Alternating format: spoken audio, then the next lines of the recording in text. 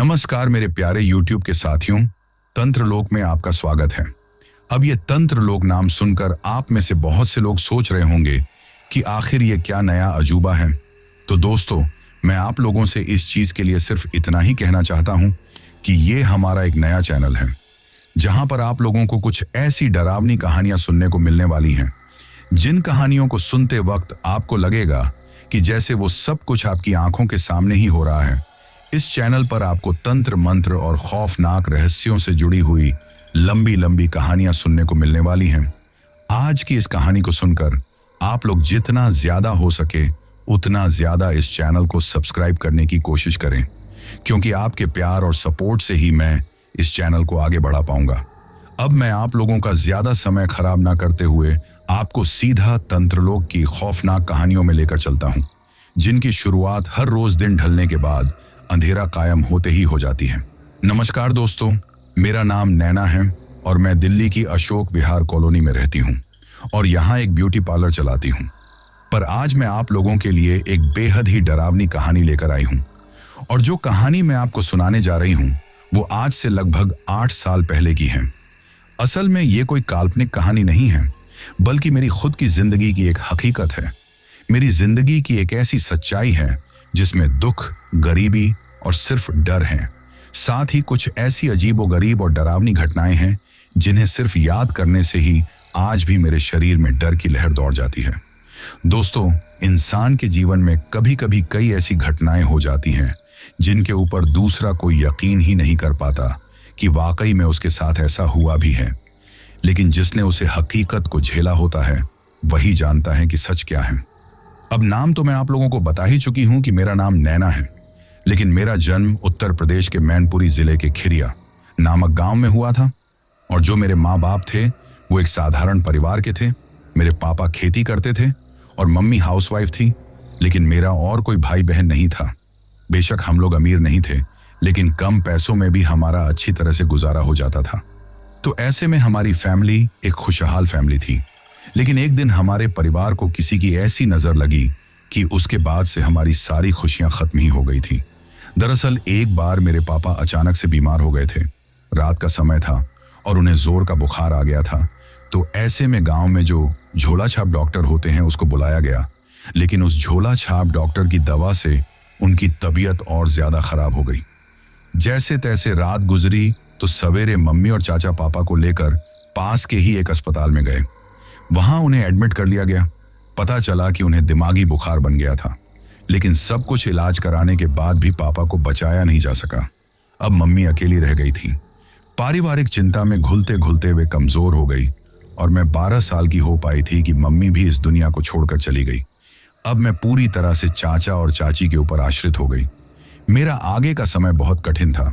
चाची मुझ पर बहुत जुल्म करती थी, लेकिन चाचा को नहीं बताती थी, और मैं भी चाचा से शिकायत नहीं कर सकती थी, क्योंकि फिर उनकी लड़ाई होती और चाची की पिटाई। ऐसे ही दिन कटते रहे। चाचा मेहनती जरूर थे, लेकिन गरीब थे। हालात ऐसे थे कि मेरी पढ़ाई छूट गई थी। घर में कोई मेरी उम्र की लड़की नहीं थी। चाची हमेशा ताने देती थी, कब तक पालेंगे इस झंझट को। सिंगल इसी तरह से मैं 18 साल की हो गई। एक दिन मुझे पता चला कि चाचा जी ने मेरी शादी तय कर दी है। मैं भी मन ही मन में खुश हो गई कि चलो अच्छा हुआ, अब यहाँ की खिच खिच से पीछा छूटेगा। अपना घर होगा, वहां चैन से मालकिन बनकर रहूंगी।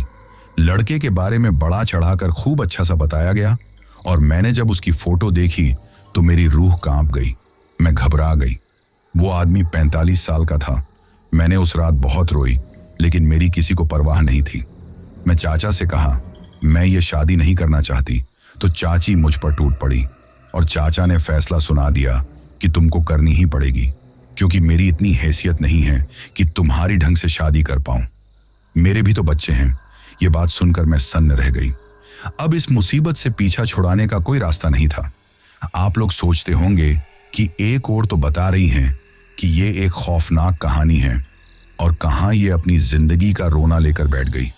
लेकिन नहीं दोस्तों, मैं जो भी बता रही हूं इसका आगे की घटनाओं से गहरा संबंध है, जिससे आपकी समझ में मेरी बात और भी सही तरीके से आएगी कि किस तरीके की परिस्थितियों में मैं फंसी हुई थी। मैं मन ही मन में सोचने लगी कि मैं इस मुसीबत से पीछा कैसे छुड़ाऊं। क्योंकि मुझे पता था कि इस शादी में चाचा एक पैसा भी खर्च नहीं करेंगे, उल्टे उनको पैसे मिले होंगे। फिर चाचा को चाची से बात करते समय जब मैंने ये सुना कि नैना को पता मत लगने देना कि लड़के के 2 बच्चे हैं, नैना की मर्जी के खिलाफ उसकी शादी तो कर सकता हूं, लेकिन जब उसे पता चलेगा कि हमें एक लंबी रकम भी मिली है तो वो ये शादी हरगिज नहीं करेगी। मेरे पैरों के नीचे से जमीन ही खिसक गई। मैंने ये सपने में भी नहीं सोचा था कि मेरे चाचा ऐसा भी कर सकते हैं। अब दुनिया भर के सब रिश्तों से मेरा विश्वास उठ गया था। मैंने फैसला कर लिया कि मैं ये शादी नहीं करूंगी, लेकिन इसके लिए मुझे यहां से जाना होगा। लेकिन मैं कहां जाऊं? ये सवाल मेरे दिमाग में घूम रहा था, क्योंकि मेरे सगे संबंधियों में ज्यादा कोई था भी नहीं, और जो 2-4 थे भी उन्होंने चाचा की और मेरी पोजीशन को देखते हुए अपना किनारा कर लिया था। वो लोग हमसे कोई मतलब इसलिए नहीं रखते थे कि कहीं ऐसा ना हो कि हम उनसे मदद मांगने लगें। बस एक मेरी मौसी थी। रिश्तेदारों में मौसी के अलावा मेरा कोई नहीं था, और उनके पता ठिकाने के नाम पर केवल एक फोन था जिसमें उनका नंबर सेव था, और वे दिल्ली में नांगलोई में रहती हैं। इतना मुझे पता था। जब से मम्मी की मौत हुई थी तब से मेरी मौसी से बात नहीं हुई थी, क्योंकि वो मोबाइल कभी चाचा चाची मुझे दिया ही नहीं था कि कहीं मैं किसी से बातचीत न करने लगूं। बहुत सालों से उनसे कोई बात नहीं हुई थी, लेकिन दिल में एक उम्मीद थी कि वो मुझे गले लगा लेंगी। केवल मौसी के फोन नंबर के सहारे मैंने वहां जाने का फैसला कर लिया। कोई मुझ पर शक न करे, इसलिए मैंने कोई तैयारी नहीं की। सवेरे 4 बजे मैंने जाने का फैसला किया। 4:30 बजे मेन रोड से दिल्ली के लिए बस निकलती थी। मैं जैसे कपड़े पहने थी वैसे ही पहने रही। एक बैग में कुछ कपड़े रखे, किराए के लिए रुपये लिए। अभी सब लोग सो रहे थे। हल्का अंधेरा ही था। उजाला होने में कम से कम 1 घंटा अभी बाकी था। मैं चुपके से निकल गई। दोस्तों, तब मुझे नहीं पता था कि मैं अपने घर की देहरी को लांग कर कितनी बड़ी मुसीबत में फंसने जा रही हूं, और एक लड़की के लिए बाहर की दुनिया कितनी बेदर्द और खौफनाक है। आने वाली मुसीबत का मुझे जरा भी अंदाजा नहीं था। इस तरह से जाने से मेरा दिल भारी था। घर छोड़ते वक्त मेरी आंखों में आंसू थे। फिर कुछ भी हो, ये मेरा घर था, और मेरे पापा की खेती की जमीन भी थी जो काफी महंगी थी। चाचा चाहते तो उसे बेचकर मेरी अच्छी शादी कर सकते थे, इसमें कोई समस्या नहीं थी, लेकिन उनकी नीयत इस पर खराब हो चुकी थी। और तो और ऊपर से मेरी बिक्री करके पैसे भी ले लिए थे, और खुद कुछ करने के लिए मैं स्वतंत्र नहीं थी। मैं सीधे रोड पर पहुंची और मैंने चारों तरफ देखा कि मेरे गांव का तो कोई इंसान नहीं है, लेकिन वहां मेरे गांव का कोई भी नहीं था। तभी बस आ गई और मैं चेहरे पर दुपट्टा लपेटकर बस में बैठ गई। थोड़ी ही देर में बस दिल्ली के लिए चल पड़ी। तब मुझे राहत महसूस हुई। मैं घर से निकल तो पड़ी थी, लेकिन अब मेरे अंदर एक डर बैठा हुआ था कि मैं कभी घर से बाहर नहीं निकली। मैं वहां जाकर मौसी का घर कैसे ढूंढूंगी? आज तक मैं कहीं भी अकेले नहीं गई थी। जैसे जैसे बस सफर तय करती जा रही थी, वैसे ही मेरा ये डर और भी बढ़ता जा रहा था। मेरी इस परेशानी को और बेचैनी को साइड की 3 सवारी वाली सीट पर बैठी एक आंटी देख रही थी। उनके बराबर में अंकल भी बैठे हुए थे, और अंकल के बाद खिड़की पर एक अजीब शक्ल वाली औरत बैठी थी। आंटी ने मेरी तरफ बड़े प्यार से देखते हुए पूछा, बेटी कहाँ जा रही हो? मैंने कांपती हुए आवाज में कहा, दिल्ली जा रही हूं। आंटी की हमदर्दी मुझे अच्छी लगी थी कि चलो कोई तो मिला है जिसने मेरा हाल पूछा। कम से कम एक बातचीत करने वाला तो मिला। आंटी ने बातचीत को आगे जारी रखते हुए दूसरा सवाल पूछ लिया, अच्छा तो वहां तुम्हारा कोई रिश्तेदार रहता होगा जिसके पास जा रही हो? मैंने घबराते हुए जवाब दिया, अपनी मौसी के पास जा रही हूं। वो मेरी घबराहट को भांपते हुए हुए चुप होकर बैठी रही। मैं बस में चारों तरफ देख रही थी। तभी कंडक्टर ने टिकट बनवाने के लिए कहा। मैं कुछ कहने ही वाली थी, तभी उन्हीं आंटी ने कहा, दिल्ली आनंद विहार के लिए इसका टिकट बना दो, ये मेरी भतीजी हैं। उनकी ये बात सुनते ही मैं जोर से चौंकी, और उसके साथ ही मैंने देखा कि अंकल के पड़ोस में जो अजीबोगरीब औरत बैठी थी, उसने झटके से मेरी ओर देखा। उसकी आंखों में एक अजीब तरीके की गुस्सा दिखाई दे रही थी। उसे देखकर मैं मन ही मन डर गई। पता नहीं उसकी आंखों में ऐसा क्या था जिससे मेरे शरीर में झुरझुरी सी दौड़ गई। कंडक्टर ने टिकट बना दिया और उसे औरत के हाथ में थमा दिया। अब मेरी नजरें उसी अजीबोगरीब औरत पर टिकी हुई थी जो शक्ल और कपड़ों से बहुत ही अजीब लग रही थी। उसका शरीर भारी भरकम और तगड़ा था। माथे पर खूब बड़ी सी बिंदी लगी हुई थी। हाथ पैर मजबूत थे। वो बहुत डार्क मेकअप किए हुए थी। आंखों में गहरा काजल था जिसकी लाइन आंखों के कोनों से बाहर तक खींची हुई थी। होठों पर चटक लाल रंग की लिपस्टिक लगी थी। चेहरे और गले पर खूब पाउडर पुता हुआ था। बालों में गजरा लगा हुआ था। लंबी छोटी पीठ पर लहरा रही थी। वो लाल रंग की साड़ी पहने हुए थी, जिससे किनारा खूब चौड़े सुनहरा गोटेदार था और ब्लाउज कोहनी तक आस्तीन वाला था। साड़ी ब्लाउज उसके शरीर पर बहुत ही अजीब और बेकार लग रहा था। मैं उलझन में पड़ी हुई थी कि ये औरत है या आदमी। तभी मेरी ये शंका भी दूर हो गई। उसके बगल में बैठे अंकल से शायद कुछ गुस्ताखी हो गई या उनका कुछ हाथ पैर छू गया होगा कि वो एकदम से भड़क उठी। आए हाय हाय मुए नाश पीटे, तुझे शर्म नहीं आई? बुढ़ा हो गया और लड़कियों को छेड़ने की तेरी हवस अभी भी नहीं गई है? बोल, सर पर क्यों चढ़ा आ रहा है? उसने ताली चटकाते हुए एक थप्पड़ अंकल के गाल पर जड़ दिया और 2-4 गंदी गंदी गालियां आंटी को भी दे डाली। ऐ हीरोइन, अपने आदमी को संभाल नहीं पाती? उसके ताली चटकाने से ही मैं समझ गई कि ये किन्नर है। उसको छेड़ने की बात सुनकर बस में बैठे सभी मुसाफिर हंसने लगे और उनका मनोरंजन हो गया। अंकल का चेहरा उतर गया। उनकी अच्छी खासी बेइज्जती हो गई थी और साथ ही साथ में आंटी की भी। जाने क्यों मुझे लग रहा था कि ये जो औरत है वो अंकल से जानबूझकर भिड़ी हैं और किसी न किसी तरह की खुन्नस निकाल रही हैं। मैंने उसकी तरफ देखा और उसको देखकर एक बार फिर से मेरे पूरे शरीर में डर के मारे सिहरन दौड़ गई। बस सफर तय करती चली जा रही थी और मेरी जिंदगी अब खौफ से भरने वाली थी। लेकिन मैं आने वाली मुसीबत से अनजान अभी बस की सवारियों को देखने में ही व्यस्त थी। मुझे यह भी नहीं पता था कि आगे मैं किसी बड़ी मुसीबत में फंसने वाली हूं। इतनी गहरी मुसीबत में कि जिसका मुझे एहसास भी नहीं था कि मेरा क्या होगा। अब घर से निकले हुए कई घंटे हो चुके थे। मुझे तेज भूख लग रही थी, लेकिन मेरे पास खाने को कुछ था ही नहीं और ना ही मेरे पास इतने पैसे फालतू थे कि कहीं से कुछ ले पाती। वो आंटी बड़े गौर से मेरे चेहरे के हाव भाव को परख रही थी। उन्हें भी ये महसूस हो रहा था कि मुझे भूख लगी हुई है। अब वो आंटी फिर से कहने लगी, बेटी कुछ खा पी लो। मैंने मना किया कि नहीं आंटी, मुझे कुछ नहीं खाना है, मुझे भूख नहीं लगी है। तो उन्होंने बड़ी प्यार भरी आवाज में मुझे डांटते हुए कहा, भूख कैसे नहीं लगी? मुझे तो चेहरा देखकर ही पता लग रहा है कि तुम्हें अब तेज भूख लग रही है। अब चुपचाप से खाना खा लो। मुझे भी भूख लगी है, मैं भी खाऊंगी। उन्होंने अपने खाने के टिफिन से खाना निकाला। हालांकि मैंने फिर मना किया, लेकिन बड़े प्यार से उन्होंने मुझे खाने के लिए दिया तो फिर मैं मना नहीं कर सकी। मैं खाने लगी। साथ ही साथ अंकल और आंटी ने भी खाना शुरू किया। खाना खाते खाते अचानक मेरी नजर उस औरत की तरफ गई तो मैं चौंक पड़ी। वो बड़े गुस्से में लाल लाल आंखों से मेरी तरफ लगातार घूर रही थी। मेरी समझ में नहीं आया वो मेरी तरफ ऐसे क्यों देख रही थी, और उसकी तरफ देखते ही मुझे जाने क्या हो जाता था कि मैं डर के मारे कांपने लग जाती थी। पता नहीं ये रहस्यमयी औरत कौन थी और मेरा उसे क्या लेना देना था। मैं तो उसे जानती तक नहीं थी। आंटी ने मुझे परेशान देखकर कहा, बेटी खाती क्यों नहीं हो, खाओ। मैंने उसकी तरफ से निगाह हटा ली और मैं चुपचाप खाने लगी। तभी आंटी ने मुझसे पूछा, लिया मौसी का घर कहाँ पर है? मैंने डरी हुई आवाज में बताया कि मौसी तो नांगलोई में रहती है, लेकिन मेरी उनसे बात नहीं हुई है और मेरे मोबाइल से उनका नंबर लग ही नहीं रहा है। उनके घर का पता मैं नहीं जानती हूँ। जाने क्यों मुझे लगा या वास्तव में आंटी के चेहरे पर एक गहरी और छुपी हुई मुस्कान आ गई। वो कहने लगी, अरे नांगलोई में तो मैं भी रहती हूँ और ऐसा कौन सा घर है जहां मैं जाती नहीं? मैं सबको जानती हूँ। तुम मेरे साथ चलो और मैं तुमको तुम्हारी मौसी के घर पहुंचा दूंगी। चलो, अभी तुम्हारा मोबाइल नहीं मिल रहा है, बाद में मिल जाएगा, तो मेरे साथ ही चलना। मैं हामी में सिर हिला दिया। दिल्ली आने पर बस रुकी और मैं उनके साथ उतर गई। उसके बाद उन्होंने ऑटो किया। मैं उन दोनों अंकल और आंटी के साथ ऑटो में बैठ गई।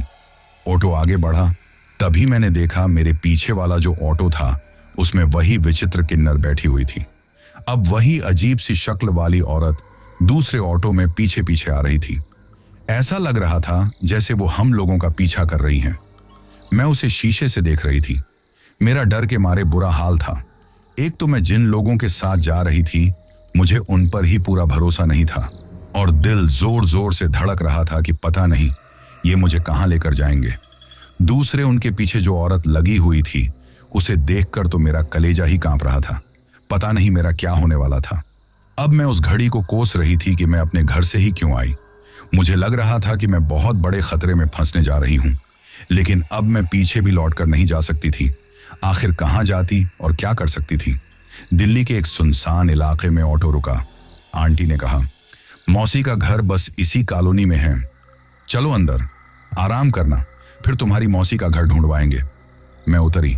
मुझे यहाँ का माहौल बहुत ही अजीबोगरीब लगा, जैसे कोई बहुत ही गंदा और पिछड़ा हुआ एरिया है। गली संकरी थी और नालियों में गंदा पानी बह रहा था जिससे बदबू आ रही थी। पता नहीं क्यों मेरे अंदर से आवाज आई कि मुझे इनके साथ जाना नहीं चाहिए। ये सब कुछ ठीक नहीं लग रहा था। आसपास के मकान भी खस्ताहाल थे। आंटी एक पुराने से मकान के सामने खड़ी हो गई और मुझे उलझन में देखकर कहा, चलो अंदर चलो।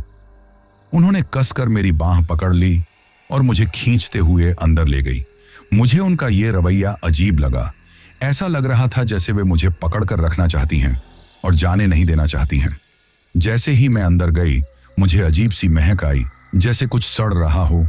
अब वे दोनों लोग हंस रहे थे, पर उनका चेहरा अब कुछ और ही कह रहा था। अचानक आंटी ने मेरी बांह पकड़ी और एक कमरे में धकेल दिया। मैंने कहा, आंटी ये क्या कर रही हो? लेकिन उन्होंने मेरी आवाज नहीं सुनी और बाहर से कमरे का दरवाजा बंद कर दिया। मुझे ऐसा लगा जैसे वो बाहर से ताला लगा रही हैं। मैं जोर से चिल्लाई, आंटी ये क्या कर रही हो? मुझे कमरे में क्यों बंद किया? मुझे बाहर निकालो। मैं बुरी तरीके से घबरा गई और दरवाजे को पीटने लगी, लेकिन उन्होंने दरवाजा नहीं खोला। अब मैं जोर जोर से रोने लगी, लेकिन मेरे रोने का कोई भी असर नहीं हुआ। बाहर वे दोनों लोग हंस रहे थे और आंटी किसी को फोन कर रही थी। वे फोन पर जोर जोर से बता रही थी, घर से भागी हुई लड़की हैं, बहुत खूबसूरत हैं, बस मुझे पहले की तरह कम दाम में मत टरकाना। अब की बार मुझे तगड़ी रकम चाहिए। मैंने ये सब सुना तो मुझे ऐसा लगा कि मैं बेहोश हो जाऊंगी। मुझे चक्कर सा आने लगा। हे भगवान, मैं कहाँ इन दरिंदों के चक्कर में फंस गई। ये लोग तो मेरा सौदा कर रहे हैं। इससे तो अच्छा चाचा वाला ही सौदा था। कम से कम एक घर तो मिल रहा था। मैं दरवाजे को पीट पीट कर जोर जोर से चिल्लाने लगी, आंटी मुझ पर रहम कीजिए, मुझे छोड़ दीजिए, मेरी जिंदगी बर्बाद मत कीजिए। मैंने आप पर भरोसा किया था। लेकिन वे दोनों लोग ठाका मार मार कर आपस में बातचीत करते रहे। उन्हें अपनी खुशी संभाले नहीं संभल रही थी। उनकी आंखों के आगे शायद नोट लहरा रहे थे। तभी अचानक बाहर से अजीबोगरीब आवाजें आने लगी। अंकल और आंटी की गोगो की आवाज आ रही थी। ऐसा लग रहा था जैसे किसी ने उनका मुंह बंद कर रखा हो।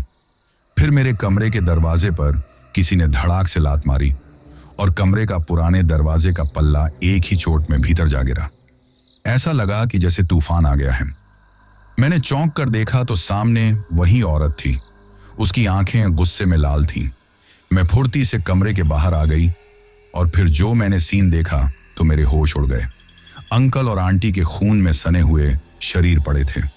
उनके मुंह से खून बह रहा था। लग रहा था कि उनके शरीर में अब जान नहीं है। उसने मेरा हाथ पकड़ा और खरखराती आवाज में बोली, चल मेरे साथ। जैसे ही उसने मेरा हाथ पकड़ा तो मैं चौंक पड़ी। उसका हाथ बर्फ की तरह ठंडा था और ऐसा लग रहा था जैसे किसी मुर्दा शरीर का हो। एक अनजाने से डर की लहर मेरी रीढ़ की हड्डी तक दौड़ गई। मेरे अंदर खौफ भरने लगा। फिलहाल में तो इस समय उसने मुझे इन अपराधियों से बचाया था। मुझे तो अब मालूम हो गया था कि मैं अब जहां कहीं भी कदम रखूंगी मेरा यही हाल होगा। अब मुझे पहली बार एहसास हो रहा था कि अकेली लड़की को लोग कैसी नजरों से देखते हैं। वे उसे गिद्ध की तरह नोचना चाहते हैं और कदम कदम पर जाल बिछाए बैठे हैं। जब मौत को ही चुनना है तो फिर ये औरत क्या बुरी है। मैं उसके पीछे पीछे चल दी। बाहर उसने एक ऑटो रुकवाया और उसमें मेरे साथ बैठ गई। वो मुझे किस इलाके में लेकर गई इसका मुझे कुछ भी पता नहीं, लेकिन अभी तक मैं इतना जरूर समझ चुकी थी कि ये मेरा बुरा नहीं चाहती हैं। अब मेरी समझ में आया कि जब मैं बस में बैठी हुई अंकल और आंटी से घुल मिलकर बातें कर रही थी तो ये गुस्से में क्यों देख रही थी। शायद इसे लोगों को पहचानने का तजुर्बा है। इसे पता चल गया होगा कि मैं गलत लोगों के हत्थे चढ़ गई हूं, तभी ये नाराज हो रही थी। फिलहाल कुछ भी हो, उसने मुझे एक मुसीबत से बचाया था। अपने साथ मुझे लेकर वो ऐसे मकान में गई जो बहुत आलीशान बना था और ठीक उसके सामने एक खाली प्लॉट में पुराना बड़ा सा जामुन का पेड़ था और कुछ दूर एक चमचमाती बहुमंजिली इमारत थी। सब उसी की तरह थे, उसी की तरह कपड़े पहने हुए थे, मेकअप भी वैसा ही किए हुए थे और उसी के लहजे में बातें कर रहे थे, यानी कि वे सब भी किन्नर थे। सब लोग उसे शालू शालू कहकर बुला रहे थे। मैंने भी उसे शालू दीदी कहकर बुलाना शुरू कर दिया। फिर शालू दीदी ने मुझसे कहा, तुम आज यहाँ रुको और फिर मैं तुम्हें यहाँ से दूसरी जगह मकान दिलवा दूंगी और तुम्हारा इंतजाम करवा दूंगी, क्योंकि मुझे पता है तुम यहाँ नहीं रह पाओगी। मैंने देखा कि वे सभी लोग मुझे एक खास नजर से देखकर खुश होने लगे। मेरी कुछ समझ में ही नहीं आ रहा था कि अब ये नया ड्रामा क्या शुरू हो गया है। जल्दी ही इस बात का भी मुझे पता चल गया कि मैं शालू दीदी की बहन की तरह लगती हूँ, इसीलिए वे सब लोग मुझे शालू दीदी की बहन ही समझ रहे हैं। अब मुझे पता चला कि शालू दीदी ने मुझ पर इतनी मेहरबानी क्यों की, क्योंकि वो मुझ में अपनी बहन की छवि देख रही थी। खैर, अब जाकर मुझे राहत मिली थी। सभी किन्नर शालू दीदी की बात मान रहे थे, उन्हें झुककर नमस्कार कर रहे थे, उन्हें बहुत इज्जत दे रहे थे। वहां शालू दीदी का रुतबा चल रहा था और मुझे भी शालू दीदी वहां लाई थी, इसीलिए मेरी बहुत आवभगत हो रही थी। पर मैं अब बहुत बुरी तरीके से थक चुकी थी और आज के पूरे दिन भर जो घटनाएं मेरे साथ घटी थीं, उन्हीं के बारे में सोच रही थी। तभी मेरे लिए खाना लगा दिया गया। थाली में कई तरीके के व्यंजन थे। अपनी जिंदगी में पहली बार मैंने इतना स्वादिष्ट खाना खाया था। लेटने के लिए एक मुलायम गद्देदार बिस्तर था, जिस पर बेहतरीन साफ चादर बिछी थी। दुनिया भर के झंझटों से दूर मैं बिस्तर पर लेटी तो फिर गहरी नींद में सो गई। मुझे कुछ भी होश नहीं रहा और रात सपने की तरह गुजर गई। सवेरा होते ही वो मुझे दिल्ली के ही एक इलाके में ले गई। वहां एक कमरा दिलवाया, उसमें सारी सुख सुविधाओं का सामान रखवा दिया। फिर मुझे एक पार्लर में काम दिलवाया और बोली, इससे तुम्हारा काम अब आराम से चलता रहेगा, मुझे दूर मत समझना। जब भी मुझे तुम बुलाओगी मैं तुम्हारी मदद के लिए तुरंत आ जाऊंगी। तुम तो मेरी बहन रजनी की तरह हो। तुम्हें देखकर मुझे उसकी याद आ गई। वो बहुत खतरनाक थी, लेकिन मेरे लिए एक देवदूत जैसी बन गई थी। लेकिन मेरे लिए अभी एक झटका बाकी था। मैं अपने नए किराए के मकान के कमरे में बैठी टीवी देख रही थी। उसमें जो खबर सुनाई गई उसे सुनकर मेरे होश उड़ गए। उसमें कल की एक न्यूज़ बताई जा रही थी, जिसमें कहा गया था कि शालू नाम के किन्नर को किसी ने जहर देकर मार डाला। उसकी लाश आनंद विहार बस अड्डे में खड़ी बस में पाई गई। जहर की पुष्टि पोस्टमार्टम से हुई है। उसको किसने जहर दिया था, इस बात की अब जांच होगी। वो अपने किन्नरों की गुरु थी। संभावना इसी बात की है कि गद्दी के लालच में उनके ही किसी साथी का यह काम है। ये हैरत अंगेज खबर सुनकर मेरा दिमाग घूम गया। ये कैसे हो सकता है? मैंने बस में उनको देखा था, तब से ही वो लगातार मेरे साथ हैं। एक इंसान जब मर चुका हो तो वो कैसे किसी की मदद कर सकता है? लेकिन ये हकीकत थी और मेरे सामने थी। तो मेरे साथ क्या शालू दीदी की रूह मेरी मदद कर रही थी? रूह का नाम सुनते ही डर के मारे मेरा दिल जोर जोर से धड़कने लगा। फिर मुझे याद आया कि कैसे अंकल और आंटी को उन्होंने मारा था और कैसे कमरे का दरवाजा तोड़ा था। ये नॉर्मल इंसान नहीं कर सकता था। फिर मुझे उनका बर्फ की तरह ठंडा हाथ याद आया। अजीबो गरीब आंखें और उनका व्यवहार, सब कुछ नॉर्मल इंसान की तरह नहीं था। मेरे माथे पर पसीना छलक आया। मैं तुरंत उठी और शालू दीदी का पता लगाने के लिए कोशिश करने लगी। जिस रास्ते से वो मुझे यहाँ लाई थी वो रास्ता मुझे याद था। मैं वहां पहुंची तो ये देखकर हैरान रह गई कि एक खाली प्लाट में बहुत सारे पेड़ पौधे थे। उन्हें में जामुन का पुराना पेड़ भी था और कुछ दूरी पर एक शानदार होटल भी था जो मैंने रात में देखा था। पूरी सिचुएशन वही थी। बस मुझे वही इमारत देखनी थी जिसमें मैं रात में रुकी थी। लेकिन अब मुझे जो दिखाई देने वाला था वो सबसे भयानक था। रात वाला आलीशान मकान कहीं नहीं था। उसकी जगह एक वीरान खंडहर वाली जगह पड़ी हुई थी। वहां उल्लुओं और चमगादड़ों का बसेरा था और देखने से ही लग रहा था कि वहां लंबे समय से कोई नहीं रह रहा है।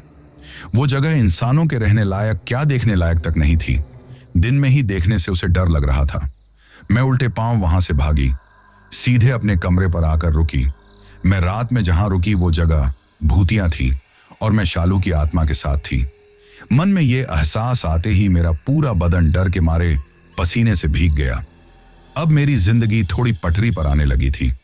पर एक अजीब बात थी कि मुझे जब भी कोई परेशानी होती तो मुझे अपने आसपास शालू के होने का एहसास होता और मेरी वो परेशानी खत्म हो जाती थी। इसका मतलब ये था कि उसने अपनी भावनाओं को मेरे साथ जोड़ लिया था। अपनी बहन की सबसे प्यारी चीज, उसकी फोटो वाली चेन मुझे दे दी थी। मेरे गले में चैन पहनाई थी और इससे ये भी था कि वो मुझसे जुड़ी रहेगी चाहे कहीं भी हो, लेकिन जब वो आना चाहेगी तो मेरे पास आ जाएगी। ये सब मेरे लिए बहुत ही खौफनाक और डरावना था, लेकिन मैं इसमें कुछ भी नहीं कर सकती थी।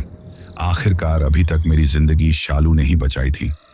मेरी समझ में नहीं आ रहा था कि मैं उससे डर कर रहूं या उसका ये एहसान समझूं कि जो कुछ मैं हूं उसकी बदौलत हूं।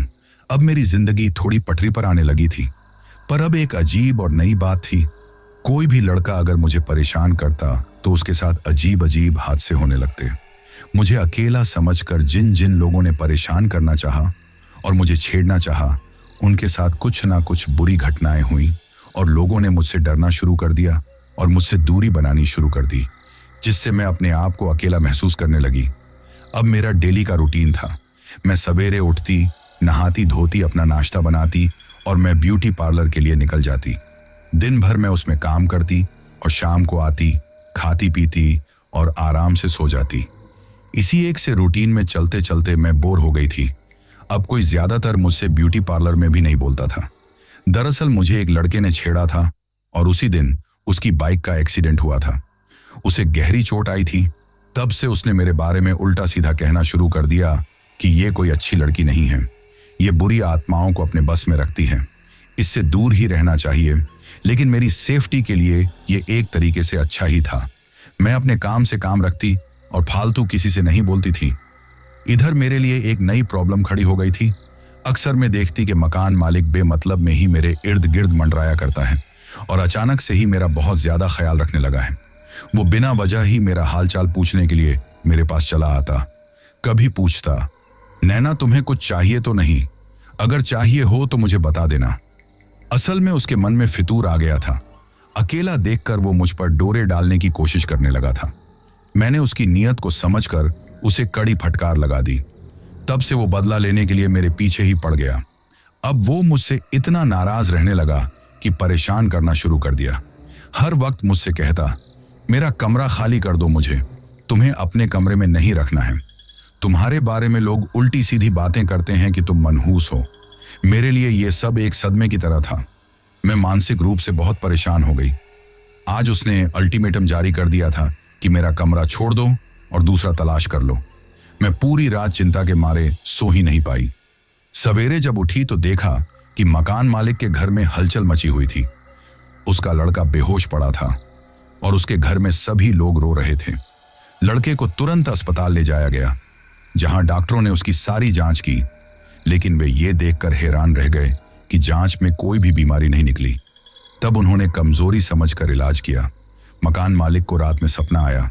किसी डरावनी औरत ने उससे कहा, अगर तूने शालू को अपने कमरे से निकाला तो तेरे लड़के की मौत हो जाएगी। ये सुनकर मकान मालिक बहुत डर गया। वो मेरे पास आया और मुझसे माफी मांगने लगा। इस तरह से ये बात मेरे लिए एक तरफ तो राहत भरी थी, लेकिन दूसरी तरफ मेरे लिए बहुत ही डरावनी पोजीशन तैयार कर रही थी। मेरी छवि खराब होती जा रही थी। मैं समझ गई कि ये सब शालू की ही करामात है। मुसीबत में वो मेरी मदद करती हैं, लेकिन यही बात लोगों को भी महसूस हो रही थी, जिससे मैं समाज से कटती जा रही थी। एक दिन मेरी एक लड़के से मुलाकात हुई। वो बहुत ही अच्छे नेचर का था, देखने में सुंदर था। उसका नाम संजय था। मुझे उससे मिलकर बहुत अच्छा लगा था। आखिर में एक लड़की थी, खूबसूरत थी लेकिन अकेली थी और मुझे अपने भविष्य के बारे में सोचना था। संजय ने मुझको पहली नजर में ही पसंद कर लिया। उसने मुझको प्रपोज किया और मुझसे कहा, तुम मुझसे शादी करोगी? मुझे तो ये सुनकर विश्वास नहीं हुआ कि मेरा भाग्य इतना साथ दे रहा है। मैंने हाँ कर दी। वो एक प्राइवेट जॉब करता था। उसके घर में उसकी माँ के अलावा कोई नहीं था। मैं उसकी माँ से मिलने भी गई। उन्होंने भी मुझे पसंद कर लिया। इस तरह से अब मेरी जिंदगी में फिर से खुशी आने लगी। मुझे अब और किसी की जरूरत भी नहीं थी। संजय मेरे पास था तो ऐसा लग रहा था कि सारी दुनिया मेरे पास है और अब मैं अपना घर बसाने जा रही थी। अक्सर संजय मुझसे मिलने आने लगा और मेरी जिंदगी में खुशियां भरने लगी, लेकिन मुझे नहीं पता था कि मेरी खुशियों को ग्रहण लगाने के लिए शालू की नजरें मुझ पर घड़ी हुई हैं। मैं एक ऐसी आत्मा के चंगुल में फंस गई हूं जो मुझे अपने प्राणों की तरह चाहती है। मुझे क्या, असल में वो मुझ में अपनी बहन को देखती है, उसी को चाहती है। शायद उसकी बहन के साथ कुछ हादसा हुआ होगा या किसी ने उसके साथ कुछ किया होगा। तभी वो उसकी की जान से रक्षा करती है, और उसकी ये रक्षा मेरे लिए गले की फांस और जी का जंजाल बन गई है। मैं उससे पीछा छुड़ाना चाहती थी, लेकिन मेरी समझ में नहीं आ रहा था कि मैं क्या करूं। समाज से कटकर और दुनिया से कटकर मैं कैसे रह सकती थी। चलो ये भी मान लिया कि किसी से मतलब ना रखो, लेकिन आखिरकार मैं शादी विवाह करूंगी ही, अपना परिवार बसाऊंगी, और वो ये भी नहीं होने देना चाहती थी। मेरे आसपास वो किसी को अफ टकने नहीं देना चाहती थी, यहां तक कि मेरे पास वो संजय को भी नहीं आने देना चाहती थी। ये उसका जुनून था। एक दिन संजय ने प्रोग्राम बनाया कि चलो कहीं घूमने चलते हैं। मौसम बहुत ही अच्छा था। हम लोगों ने पार्क में जाने का फैसला किया और पार्क में पहुंच गए। वहां संजय ने मेरा हाथ अपने हाथ में लेते हुए कहा, नैना, मैं कितना खुशकिस्मत हूं कि तुम जैसी जीवन संगिनी मुझे मिल रही हैं। तुम कितनी समझदार हो, मेरी हर फीलिंग को समझती हो। वो भावुक हो रहा था। उसने मुझे गले से लगा लिया। तभी अचानक जैसे उसे झटका लगा। किसी अनजानी ताकत ने उसे जोर से धक्का दिया और वो वहां पड़ी हुई बेंच से टकरा गया। उसके सिर पर बेंच का कोना अचानक से ही लगा, इसलिए खून बहने लगा। मैं डर गई और उसकी तरफ दौड़ी और रोते रोते पूछने लगी, क्या हुआ संजय? मैं उसको झकझोर कर उसे होश में लाने की कोशिश करने लगी। संजय भी बहुत डर गया था। उसने कहा, नैना जल्दी चलो यहां से, यहां कुछ है। उसने मुझे जोर से धक्का दिया। मैंने उसको महसूस किया है। घबराहट के मारे मेरा भी दिल जोर जोर से धड़कने लगा था। मेरा दिन ही खराब हो गया। मैं और संजय जल्दी से वहां से निकले। फिर मैं अपने घर चली आई और संजय अपने घर चला गया। रात को मैं जब सोने लगी तो मुझे एक भयानक सपना आया। सपने में शालू थी। वो बहुत भयानक रूप में थी। उसने मुझे धमकाते हुए कहा, खबरदार, अगर तुमने संजय के आसपास जाने की कोशिश की तो मैं संजय को मार दूंगी। ऐसा कहते रहते उसका रूप बहुत भयानक हो गया। उसके हाथ पैरों के पंजे बड़े बड़े थे, दांत भी निकले हुए थे, आंखों से आग सी निकल रही थी। ऐसा रूप मैंने उसका कभी नहीं देखा था। मैं डर के मारे चीखने लगी और उठकर बैठ गई। अब मैं बहुत ही ज्यादा परेशान थी। मैं देवी देवताओं और भगवान से मना रही थी कि भगवान, मेरी जिंदगी में भी खुशियां भर दो और इस मुसीबत से मेरा पीछा छुड़ा दो। किसी ने मुझसे कहा, शिव जी के मंदिर में जाओ, वहां जाने से तुम्हारी सारी मनोकामनाएं पूरी होंगी। मैं संजय के साथ उस मंदिर में गई। मैं जैसे ही मंदिर में घुसने लगी, वैसे ही पुजारी जी ने बाहर ही रोक दिया और कहा, बेटी, तुम कोई ऐसी अपवित्र चीज अपने साथ लिए घूम रही हो जो तुम्हारे लिए नुकसानदायक है। मैंने चक्कर में पड़ गई और मैंने पूछा, वो चीज क्या हो सकती है पुजारी जी? उन्होंने मेरे गले की तरफ इशारा करते हुए कहा, ये चेन और लॉकेट ही वो अपवित्र चीज हैं जो तुम अपने साथ लिए घूम रही हो। यही तुम्हारे जीवन में अनिष्ट का कारण है। अपने से इसे दूर कर दो। इसी के द्वारा तुमसे एक आत्मा जुड़ी हुई है। अगर तुम इसे अपने से दूर नहीं करोगी तो वो तुम्हारा पीछा कभी नहीं छोड़ेगी। मेरी समझ में बात आ गई। मुझे उसका ठिकाना भी पता था, लेकिन उस नौबत के आने से पहले ही हमारे साथ उल्टा सीधा होने लगा। मंदिर में मैं नहीं जा सकी। मैं संजय के साथ लौट रही थी और मैं अपने घर के पास ही आ चुकी थी। शायद उसी एरिया में थी जहां मैंने वे खंडहर देखे थे। अचानक हमारे आसपास हल्का सा हवा का बवंडर आया और संजय की आंखें छड़ने लगी। उसने चिल्लाना शुरू कर दिया और फिर मैंने अपनी जिंदगी का सबसे भयानक सीन दे। सामने वही शालू खड़ी थी, लेकिन अब उसकी शक्ल इंसानी नहीं थी। उसका चेहरा लटक रहा था, आंखों से खून बह रहा था। उसने संजय को देखकर कहा, तेरी हिम्मत कैसे हुई मेरी बहन को छूने की? मैं चिल्लाई, दीदी नहीं, उसे कुछ मत करो, वरना मैं अपनी जान दे दूंगी। मैं उससे शादी करना चाहती हूँ और तुम मेरे पीछे क्यों पड़ी हुई हो? वो गुर्राती हुई भयानक आवाज में बोली, क्योंकि तुम मेरी बहन हो।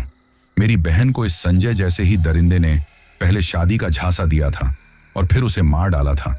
सब धोखा ही धोखा है। देखो, मुझे भी मार दिया, लेकिन मेरी जिस साथी ने मुझे मारा था, मैंने उसको मार डाला है। मैंने अपना बदला ले लिया। मैंने अपनी बहन के हत्यारे को भी मार दिया था। मैं इसे भी जिंदा नहीं छोड़ूंगी। ये तुमको धोखा देगा।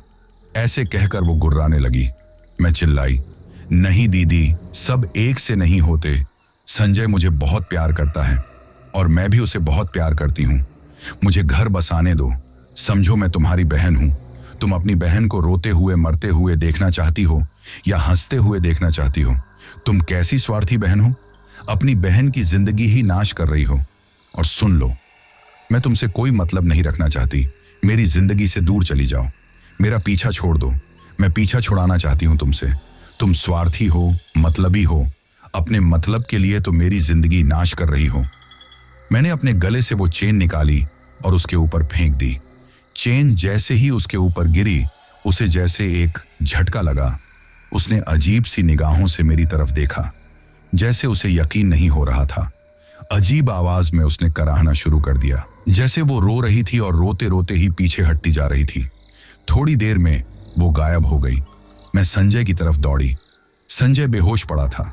मैं एक ऑटो लेकर आई और संजय को हॉस्पिटल ले गई। हॉस्पिटल में उसका इलाज हुआ।